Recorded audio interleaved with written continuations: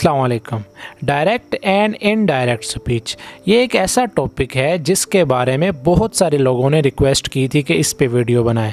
तो आज मैं आपको डायरेक्ट इनडायरेक्ट का मतलब बताता हूं और इसका इस्तेमाल क्या है, इसकी एग्जांपल्स क्या हैं, बिल्कुल मैं तफसील से बयान करूंगा। सबसे पहले मैं आपको डायरेक्ट की डेफिनेशन बताऊंगा, फिर इनडायरेक्ट की डेफिनेशन बताऊंगा और फिर इनकी एग्जांपल्स के बारे में समझाऊंगा कि हम इनको यूज़ कैसे करते हैं।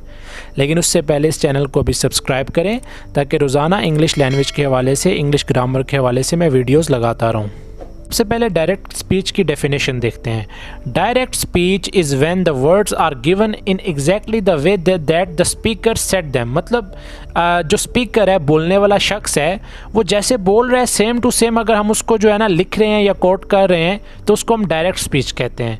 So in other words they are quoted with no change. मतलब उनको कोई चेंज नहीं, जैसे मैंने कोई लफ्ज़ बोला है तो किसी ने मेरी नकल करके सेम टू सेम अल्फाज बोल रहे हैं, उसको हम डायरेक्ट स्पीच कहते हैं। आगे एग्जाम्पल्स में मैं आपको समझाता हूँ कैसे, लेकिन उससे पहले इनडायरेक्ट की भी डेफिनेशन को पढ़ लेते हैं।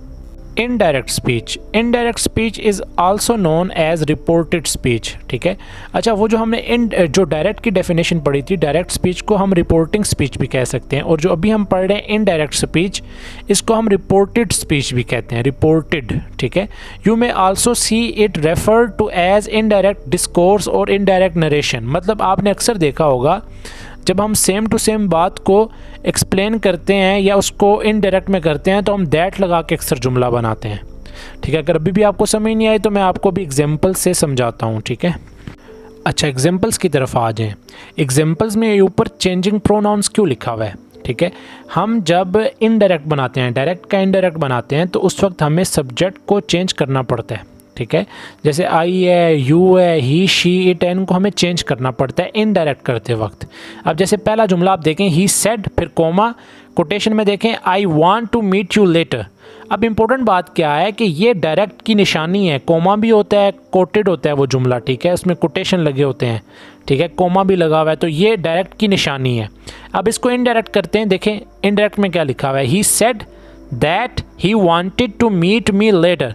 अब ही सेड जो है वो तो उसी तरह रहेगा, लेकिन हमने दैट लगा के कोमा वगैरह ख़त्म करके उस जुमले को बनाना है। अब जो है आई ही में चेंज हो जाएगा, और याद रखें टेंस चेंज हुआ है। ऊपर प्रेजेंट इंडेफिनिट था, आई वांट था, लेकिन अब देखें ही वांटेड पास्ट सिंपल में चेंज हो गया, प्रेजेंट इंडेफिनिट पास्ट सिंपल में चेंज हो जाता है, he wanted to meet me later.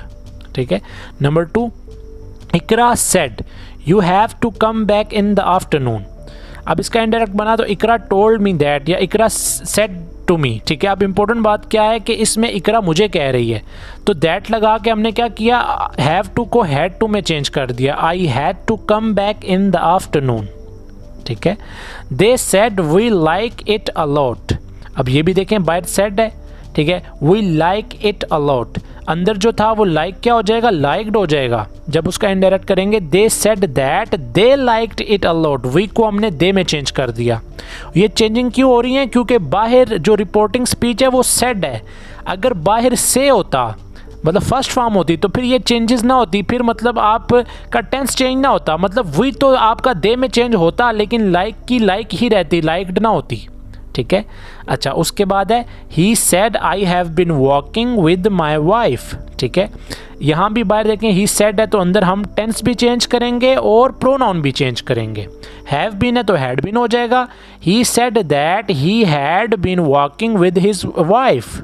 ठीक है, तो इम्पोर्टेंट बात क्या है, मैं यहाँ ये बताना चाह रहा हूँ आपको, जब आपका बाहर जो रिपोर्टिंग स्पीच है वो सेड होती है, से नहीं होती, तो अंदर टेंस भी चेंज होता है और आपका प्रोनाउन भी, मतलब सब्जेक्ट भी चेंज होता है। लेकिन अगर रिपोर्टिंग स्पीच बाहर से है या मतलब फर्स्ट फॉर्म है तो अंदर सिर्फ प्रोनाउन चेंज होगा लेकिन टेंस चेंज नहीं होगा, टेंस सेम का सेम रहेगा।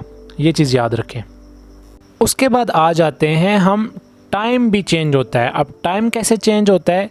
ठीक है, मैं आपको बताता हूँ कि हम टाइम को इनडायरेक्ट करते वक्त कैसे चेंज करते हैं। ठीक है, एग्जांपल देखें, she said I saw her yesterday.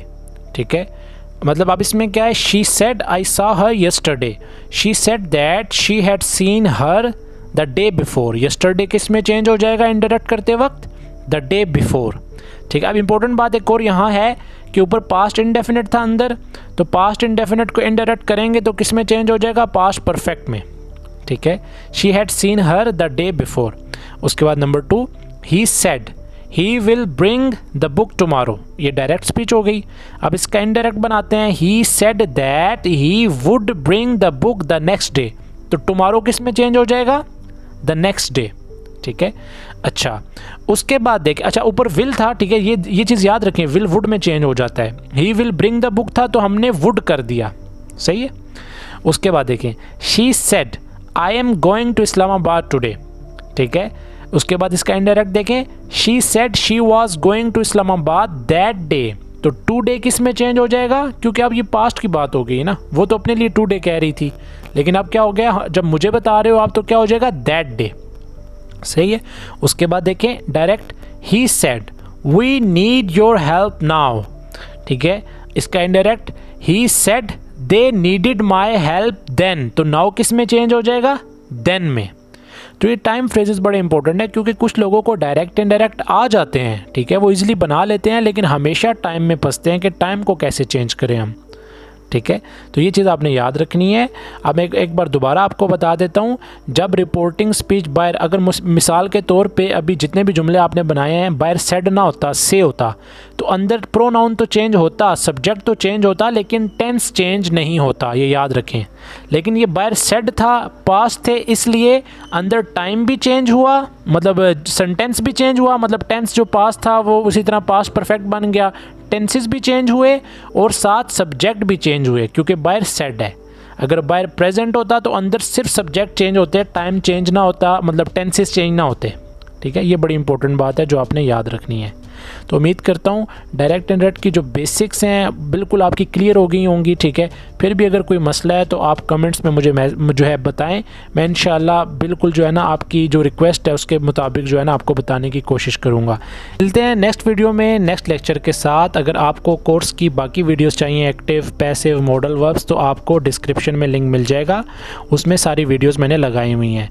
तब तक के लिए अल्लाह हाफ़िज़, इंशाल्लाह मिलते हैं नेक्स्ट वीडियो में।